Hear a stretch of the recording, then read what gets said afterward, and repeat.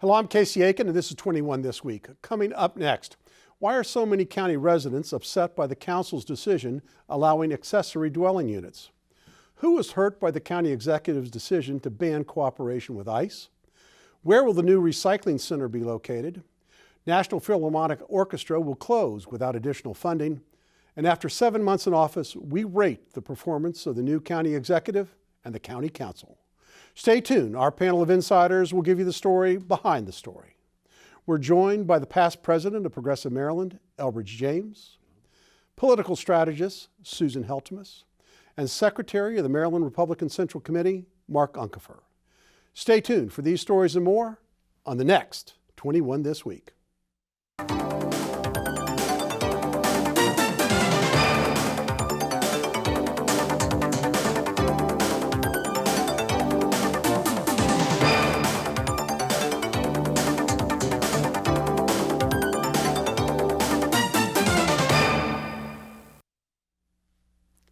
As local governments adopted smart growth and other programs to limit automobile dependency, accessory dwelling units, also referred to as accessory apartments, second units, or even granny flats, are additional living quarters on single-family lots that are independent of the primary dwelling.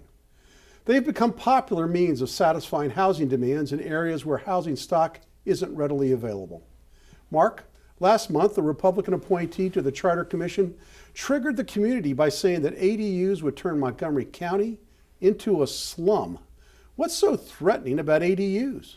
Well, I think the fear about ADUs is simple, which is you look at the experience of Washington and Baltimore going back generations of single-family neighborhoods that decline as those units were divided up into multiple apartments.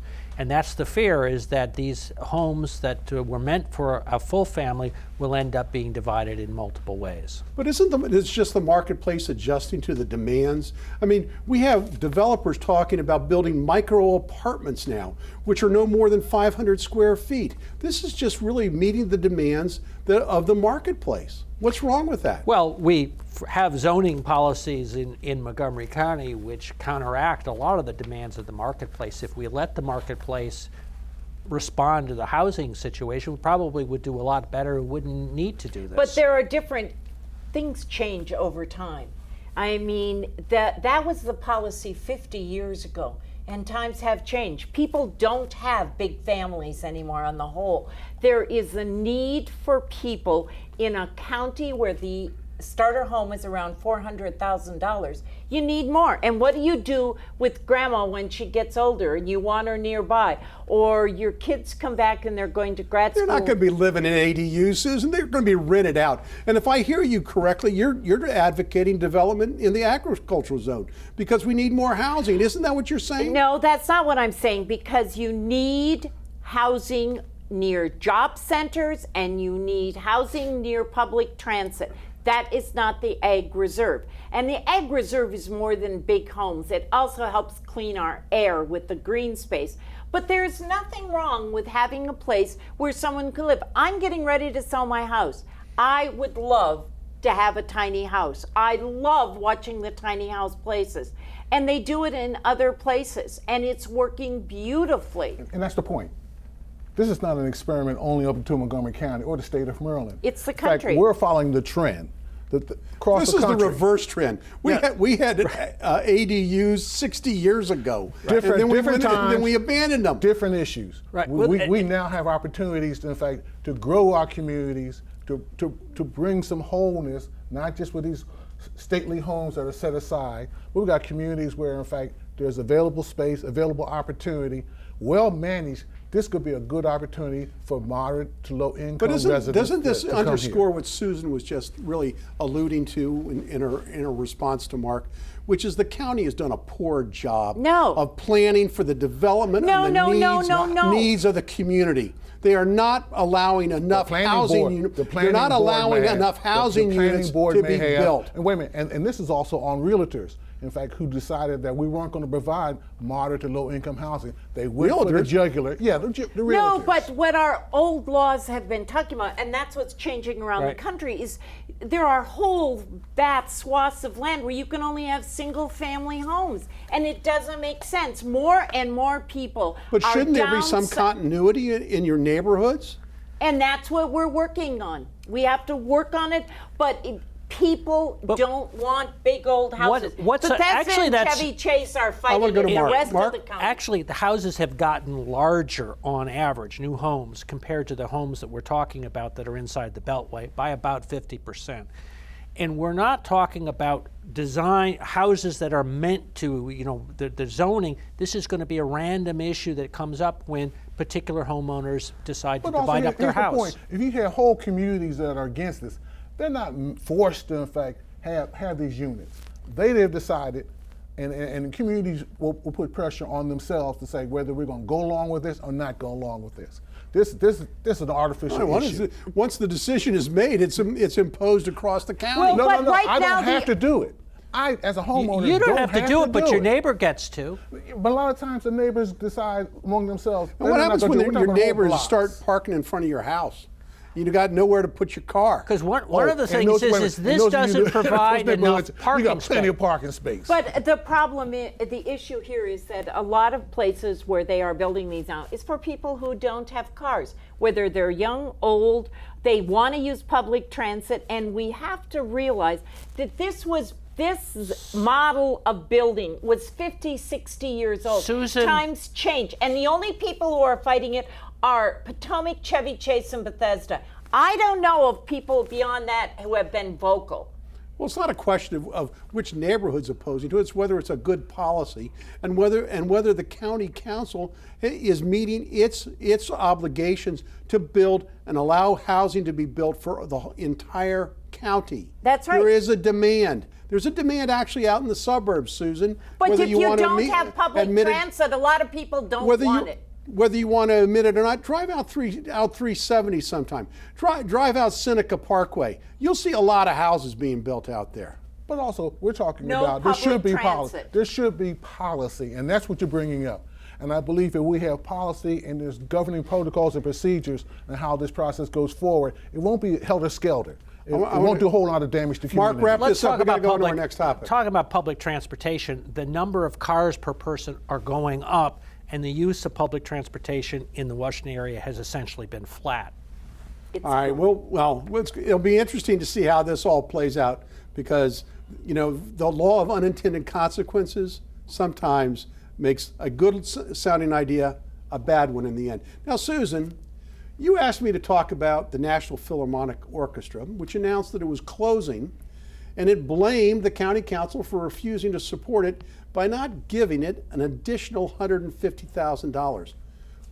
If nobody wants to buy the tickets to go see the orchestra, why should we care? The National Philharmonic under Peter Gajewski is our county's orchestra. It's been around for a while, and it, as well as the Baltimore Symphony, the Cleveland Orchestra, they're all struggling because people aren't listening to classical music as much. They are an integral part of Strathmore that is like a crown jewel of Montgomery County, and Strathmore is worried. The one thing that the Philharmonic is best known for, and I hope that tonight when we get finished, people will go online and make a contribution, is each year the National Philharmonic, sponsored by Strathmore and the public school system, has every second grader in public schools come to listen to classical music and get started. It's an anachronism. Well, no, Elbridge, we support two orchestras. We support the Baltimore Symphony Orchestra and this other orchestra. We don't need two orchestras, do we? Why are we supporting both two? could be out of business shortly. That's the good point. And the other point, the fact is that they play different styles, they have different audiences, and in fact, the National Symphony, like you said, Symphony, goes in fact and addresses itself to Montgomery County. You might want to talk about Baltimore Orchestra, but I do believe we need Well, the to keep Baltimore National Orchestra plays Symphony. at Strathmore. Not only does Mark. Baltimore play at Strathmore, it also gets more support from Montgomery County. Well, I think that what we need to look at is if Montgomery County is serious, they need to go online. The president of their board said there's a fundraising effort. The first violinist said he's already raised $270,000. And this is a good reason why we need the executive ball for the arts, because they help pay for this. And there is a rumor that Mr. Elbridge is not doing it this year. So we need that money coming in, because if we don't have the arts ball, if it could be some other organization that we love next year that could be on the chopping block. The arts are critical. Montgomery Countyans go to the National Philharmonic and make a contribution. Why don't we have the National Rap Orchestra instead of the National Philharmonic Orchestra? Yeah, you wouldn't go to that either. You're right, I wouldn't go to that, but I mean, honestly, this is like horse racing. It's an anachronism. Nobody wants to listen to it anymore, so why should That's we not support true. it? People do want to listen to it. Well, but they can pay for it then. But we don't need 5 of them or 2 of them. We don't need 2 of them in this and county. they both may be going under. And the orchestra in Washington D.C. This is the problem. But the this market one is is right oversaturated. here in Montgomery County. It is housed in Montgomery County. We need to remember that. Well, then it's maybe our maybe we should stop funding the Baltimore Well, Orchestra. they're probably going to be out too shortly. Is that what you're advocating? No, I'm saying that Montgomery County's own orchestra is the Philharmonic. We all should help it. I think we've chewed this bad boy up to death. Well, thank you for talking about You're it. welcome. Mark, the county has announced that the Department of Environmental Protection is searching for a new, larger site for a modernized recycling facility. It seems to me that we're spending an awful lot of time on trash in this county. What's wrong with the old site? And is this a valuable use of our county resources? Well, let me tell you where they're not going to put the site. I'm going to go out on a limb now and tell you that they're not going to move it to Tacoma Park. But Maybe in the landfill. Casey'd like that. here's the thing. This is an example of terrible planning on the part of the county, that they put the site right near Shady Grove. This is the site that they want to move. It's right where, frankly, you can have transportation-friendly development. So it probably makes sense to move it to some place that's less, how shall I say, economically attractive. Potomac, perhaps. Well, what's interesting about why we need it right now is when it was built, they were expecting 80 tons a day of commingled. They're now up to 130 tons of commingled a day. They started out and they were going to bale over 25 ton per hour of paper. It's beyond that. We need it, and there is conversation that Montgomery County will merge with other counties and have a regional thing.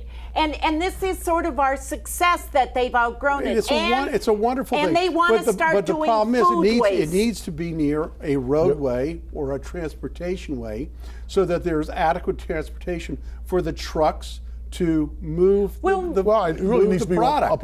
up a rail line, and you can move it further up the county. Well, you also need a market for the recycled, and that's been one of the issues, is the market has crashed in But the last not couple for of years. paper and some things. The plastic is a problem because China's not taking that. But this is a problem based on our success burn it, of Susan. recycling. No, we're not going to can burn burn it. plastics. We're not going to burn plastic. No, we're not. No, we're not. And the thing is, paper is being sold, and they want to expand to food waste, which I think is fabulous. So, I mean, we need to go somewhere.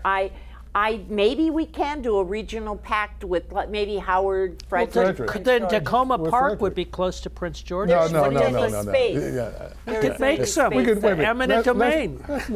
Let's look at Potomac. We can.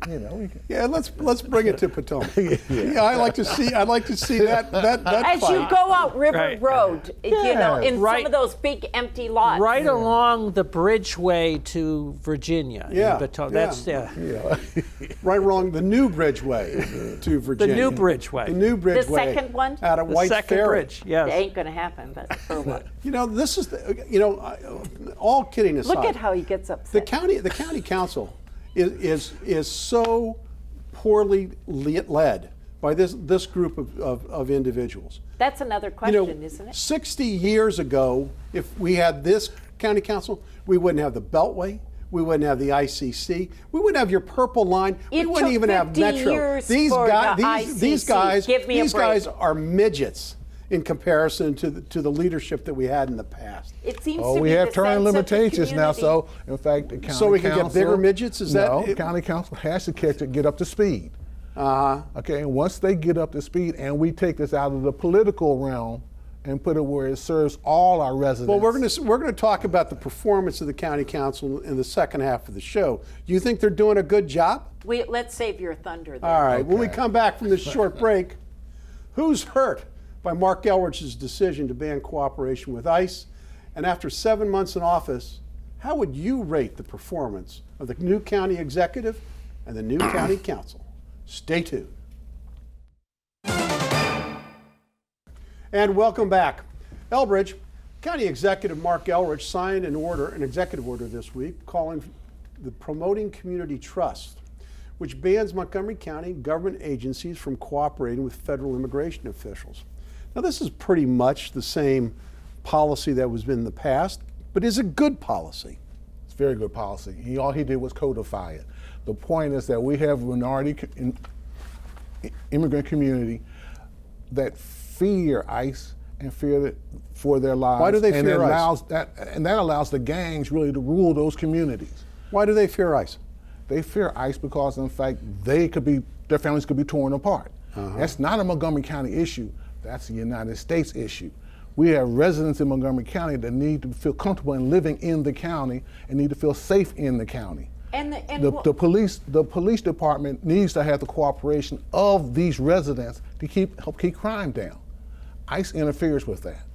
Well, how so, Elbridge? Because ICE takes away anybody. ICE can come in and grab anyone. And we have seen where you have at the border now a United States citizen, a resident that got caught up by ICE. He's still stuck there. You're picking one guy, Elbridge. That's a classic, but that's still how an many example. thousands of illegal immigrants are living in Montgomery immigrants County? are agreed United States problem. United States government problem. It's not Montgomery County's problem. Montgomery County's problem is to have a good environment. We have residents Mark, here. there is a growth of gangs in the area. Now, Elbridge says that this will help the police control the gangs because the community will come to them and trust them. What do you think about that? Well, let me tell you who the victims of the Elbridge policy are, and it's the victims of MS-13. One of the things ICE has is a very robust program that targets gangs, and they share information with police departments around the country. Clearly in Montgomery County, we have a serious problem with. So as a result, and they've been, in the last year, they've got the numbers of thousands of people who were picked up as a result of this gang unit. The people who are being hurt by these gangs will be subject to more violence and more threats as a result of the fact that the Montgomery County's police are having their hands tied and not able to participate with ICE. But what this says is that they can't go into like private offices Correct. or clinics. Correct. And that is, if you're going into a clinic for health services, no, I should not Sharing be able of to information. One of the issues is sharing of information. It's sharing of information when somebody is arrested and they're in the Montgomery County Jail. That's really where the information, going into health clinics. ICE is not the only federal organization that shares information. So But they specifically have a robust gang unit. The FBI and other federal agencies share information with Montgomery County, and Montgomery County shares with those. They don't share with ICE, but other agencies do. On the past, the only thing that Montgomery County didn't do is they shared information. But the one thing they did not do is if someone in the jail was going to be released, they did not detain them longer. That's the one thing that the county, they would release them and say, okay, if they communicate with this person is going to be released, if they weren't there, they didn't detain them any longer. But I think that we always forget So was that a good idea? What? Yeah, I think releasing people from jail that are under federal yeah, orders if they to went be through a deported? red light, I'd say yeah, okay. But Even if they're an I read- MS. But Yeah, remember, it's not guys, federal. the one thing is that immigrants do less crime than people who are born in the United States. You raise that old fictitious It's the truth. No, it isn't, It's a Susan. fact. It's a fictitious canard that is out of one county in Texas. No, and it's not. It's nationwide. And how that was conducted was very suspect. It's the truth. And when we come back in September, I'm you got a going lot to of have truth, the Susan, facts. that don't hold water. Here we go. Fake news coming from Casey. All right, so we're going to go on and because it's been an interesting 7 months, I'd say. So Susan, I'll start with you. How do you rate the county executive's performance after 7 months? We got 1 minute left in the whole segment. He's got a lot to Hold learn. on, 1 minute? That's it? All right, everybody, you got 30 seconds to respond. How's the county council and how's the county executive doing in your opinion? Quickly. I think the council has a lot of learning and Mark has more learning to do. He wants to be all things. He surrounded himself with people from Baltimore and that's not good. Elbridge. He's doing a good job under some rough circumstances. He has the learning curve that he has to overcome. So does the county council. But I think they'll get the job done. Mark. Anyone who is surprised by Comrade Elbridge as county executive wasn't paying attention to Councilman Elbridge. He's exactly the way we should expect him to be. Well, I'm sorry that we ran out of time. We're going to have to stay tuned for parting shots when we come back from this short break.